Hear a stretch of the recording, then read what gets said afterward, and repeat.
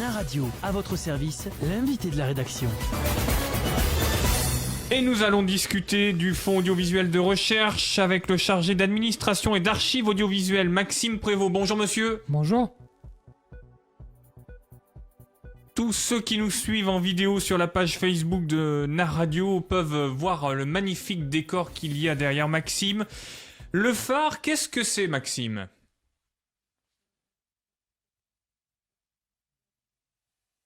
Ah, on a perdu le son de Maxime. L'audio. On a perdu le son de Maxime. Si Paul peut résoudre ce problème. On a le fond et les recherches, mais on n'a pas l'audio.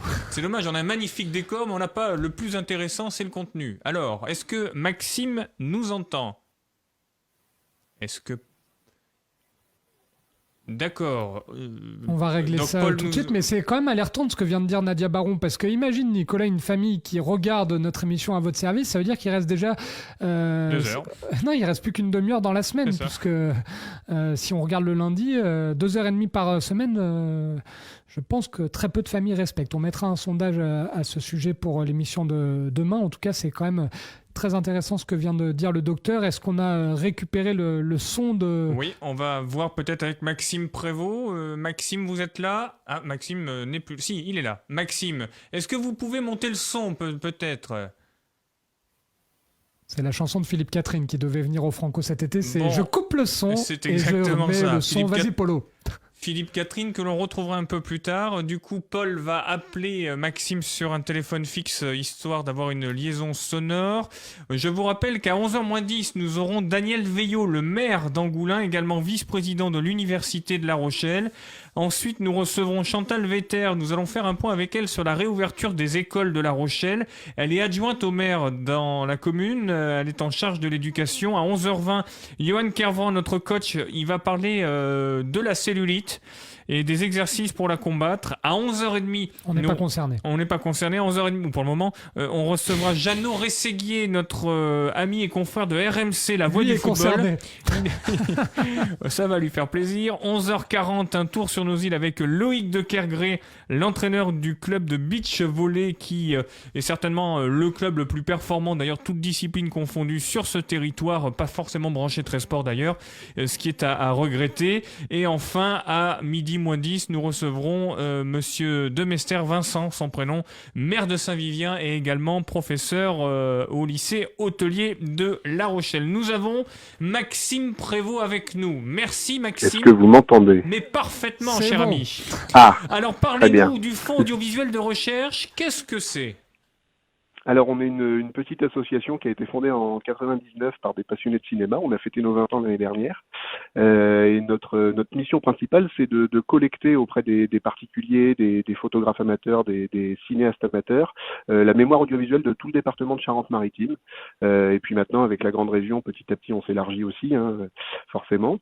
Et donc on convertit tous les films qui sont sur bobine, sur cassette, on en fait des fichiers vidéo, on les met en ligne sur internet et puis de temps en temps on s'occupe aussi de les valoriser en organisant des projections, des travaux avec des étudiants, des travaux avec des chercheurs, toutes les sociétés de production de documentaires quand elles ont besoin d'images, elles nous contactent et si on a ce qu'il faut dans nos disques durs, on leur fournit.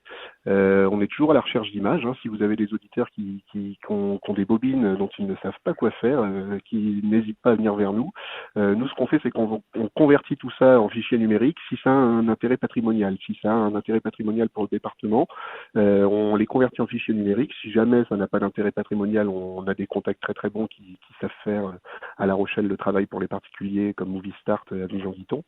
Et puis, on remet toujours au déposant, à la personne qui nous confie ces images, on lui rend ses originaux et on lui rend une copie DVD ou une copie sur clé USB comme elle préfère de ces images. Mais du coup, c'est passionnant parce que vous connaissez toute l'histoire de notre département. Ah bah, de l'invention de la photographie et du cinéma jusque les dernières images qu'on a récoltées récemment, ce sont par exemple des images de la tempête Xynthia, tournées en direct sur le port quand les premières vagues sont arrivées sur La Rochelle, et puis tout le lendemain matin aussi au Mini, Maîtré, tout ça. Alors on fait aussi nous-mêmes les images c'est-à-dire qu'aujourd'hui, on couvre nous-mêmes quand on a envie de prendre l'air et qu'on en a marre d'être dans nos archives et qu'il fait un peu beau à l'extérieur. On prend nos caméras, on prend nos appareils photo et on va nous-mêmes couvrir les événements locaux. Alors cette année, on va pas faire grand-chose, puisque chaque année, on fait les Francopholies, on fait notre envers à Périgny, on essaye de se rapprocher du violon chant de sable à Royan depuis quelques années, mais cette année, on va pas faire grand-chose. Donc, on va rester au bureau si on peut ou rester chez nous en télétravail. Le Tour de France, on devait travailler sur le Tour de France, mais nous, ce qui nous intéresse, on fait pas les images de France 2, c'est-à-dire qu'on fera pas les belles images des coureurs. Nous, ce qui nous intéresse, c'est toute l'effervescence populaire autour. On aurait voulu filmer les fêtes dans les villages d'arrivée et les villages de départ, les gens sur les bords des routes, et s'il y a de moins en moins de monde, ça va peut-être être moins intéressant de monter notre projet, mais on est en contact avec le département pour monter quelque chose, et on sait pas trop comment ça va se finir. On aurait préféré que ce soit décalé à l'année prochaine, pour tout vous dire. Au moins, on aurait été sûr d'avoir du monde. Oui, après, les sportifs n'auraient peut-être pas forcément été d'accord avec vous, parce que déjà que leur calendrier est compliqué, puis surtout, c'est leur gagne-pain, donc ça reste... Mais on travaille aussi de temps en temps avec quelqu'un de chez vous, qui est Jean-Michel Blaiseau, puisque là, récemment, sur l'ouvrage qu'il a fait paraître sur l'histoire du Tour de France en Charente-Maritime, on lui a confié quelques photos du Tour de France, si je dis pas de bêtises, 69 qui était passé sur le port à La Rochelle, ou 66 peut-être, je suis pas un spécialiste du vélo. Et on vous en remercie d'ailleurs. Le livre est parti sous presse, alors je sais pas si c'est hier ou ce matin, mais le livre est parti, il sera chez nous dans un mois. On a hâte de le recevoir, mais bien sûr. Et puis, si vous avez des photos de Jean-Michel avec des cheveux, on veut bien d'ailleurs au phare. Mais en contrepartie, Jean-Michel nous a confié ses exercices personnels sur l'histoire du stade Rochelet et du rugby.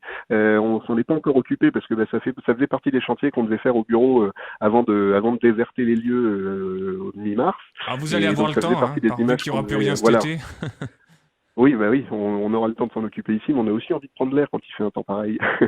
D'ailleurs, puis là, avec cette période de confinement, on en profite aussi pour mettre en ligne un peu nos plus beaux films sur un site internet.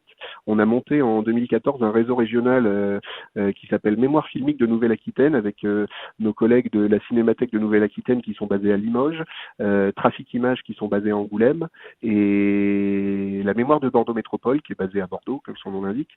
Et puis donc avec ce réseau régional, on essaie de mettre en ligne la plupart de nos films d'archives sur un site internet. Je vous ai préparé un petit papier qui s'appelle Mémoire filmique de Nouvelle-Aquitaine.fr. Vous tapez tout ça sur Google, vous les trouverez très bien.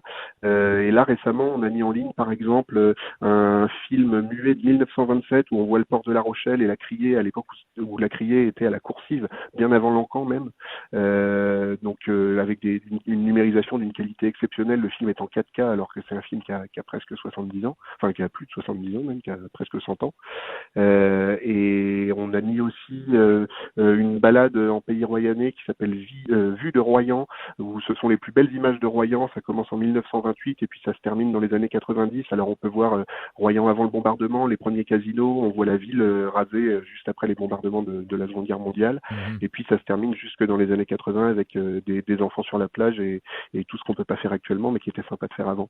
Des sujets passionnants en tout cas, c'est vraiment dommage que nous ayons que 10 minutes. On vous réinvitera si vous êtes d'accord, Maxime, parce que vous nous mettez l'eau à la bouche, on veut en savoir plus sur votre surtout comment ça se passe maintenant, parce que là on se rend pas compte, on a la tête dans le guidon, Maxime, mais là on est en train de vivre une partie charnière de l'histoire. Dans 100 ans, les enfants dans les livres d'histoire, il y aura cette période du Covid-19 qui sera marquée noir sur blanc. Du coup, est-ce que vous récupérez là les gens qui font des images de La Rochelle par drone? On lance un appel, faut pas hésiter à nous contacter faut pas hésiter à nous contacter sur notre page Facebook ou par mail à l'adresse phare.asso@wanadoo.fr. Oui, Wanadoo, on a été fondé en 99, on a pas changé d'adresse.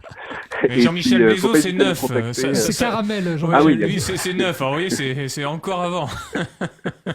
Voilà, donc oui, n'hésitez pas, on recherche des images de cette période-là, alors que ce soit filmé depuis votre fenêtre, que ce soit filmé la ville vide. On a des bénévoles, on vit beaucoup grâce à nos bénévoles. On a une quinzaine de bénévoles très très actifs et dont 2 qui sont pilotes de drones professionnels. On a fait quelques images comme on a pu des plages dans les premières semaines à l'époque où c'était, enfin, et des balades à l'époque où c'était encore vide. Maintenant les gens sortent un peu plus, alors les images sont moins parlantes. Mais oui, c'est une vraie période de l'histoire qu'il faudra documenter plus tard et notamment, je trouve qu'il serait très intéressant de pouvoir conserver tous ces conseils municipaux qui se font en ligne, en visioconférence, toutes ces conférences de presse des élus qui se font 100 personnes enregistrées directement sur Internet. Tout ça, ça parle et bon, c'est pas un sujet très joyeux, mais ça fait partie de l'histoire dès aujourd'hui. Oui, complètement. Est-ce que votre fonctionnement, Maxime, peut être amené à évoluer ? De par cette crise-là, le télétravail, etc., pour une structure comme la vôtre?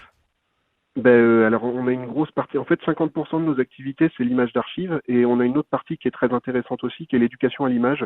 J'ai mon collègue Benjamin Mort qui s'occupe de faire énormément d'ateliers dans les collèges, dans les lycées, dans les centres socioculturels. Là, par exemple l'année dernière au Franco on a monté tout un plateau télé où on a amené une quinzaine de jeunes à réaliser des interviews des métiers des francopholies. Ça devait reprendre cette année. Alors si ça se met, voilà, il y a tout ça c'est annulé, tout ça on peut pas le faire. On espère quand même qu'à partir de la rentrée de septembre, les collèges, les lycées, les universités seront toujours motivés pour faire intervenir des intervenants extérieurs, même si les contacts devront être diminués. On espère qu'on va pas perdre tout ça. Mais oui, alors oui, notre fonctionnement est amené à évoluer. J'espère dans le bon sens. Voilà. En tout cas, merci infiniment. On vous rappellera d'ici la fin, puisque notre patron Benjamin a décidé, nous avons décidé de poursuivre cette émission. On vous rappellera parce que c'est quand même relativement intéressant. Et puis on verra ce qu'on peut faire sur le Tour de France. Avec plaisir. Et puis. N'hésitez pas même sur les films anciens je vois que vous diffusez beaucoup en direct. Nous, on peut vous les laisser diffuser complètement sans problème. Il y en a même qui sont sonores et qui peuvent occuper la radio parce que c'est beaucoup de films muets, mais il y a quelques films sonores, notamment l'inauguration. C'est très actuel en ce moment. On a mis en ligne un film sur la destruction de l'ancien Gabu du quartier de pêcheurs. Ah oui. En fait, c'est une histoire du Gabu qui dure un quart d'heure où on voit l'ancien quartier, la destruction de l'ancien quartier, la construction des maisons de couleur actuelles, des maisons danoises, et ça se termine avec l'inauguration en fanfare avec Michel Crépeau, Jean-Louis Foulquier, Patrick Schnepp du musée maritime, tout ça sur la place du Gabu, et l'inauguration de l'Angoumois aussi, c'était le moment où le musée maritime venait de récupérer l'Angoumois, ou le Saint-Gilles, je dis des bêtises, c'est le Saint-Gilles, c'est pas l'Angoumois, le remorqueur. N'hésitez pas, vous pouvez diffuser tout ça, c'est sonore, il y a des interviews très marrantes, mais qui sont datées, mais qui ont le charme de leur âge. Merci infiniment Maxime Prévost, chargé d'administration et d'archives audiovisuelles au Fonds audiovisuel de recherche. On aura l'occasion de vous rappeler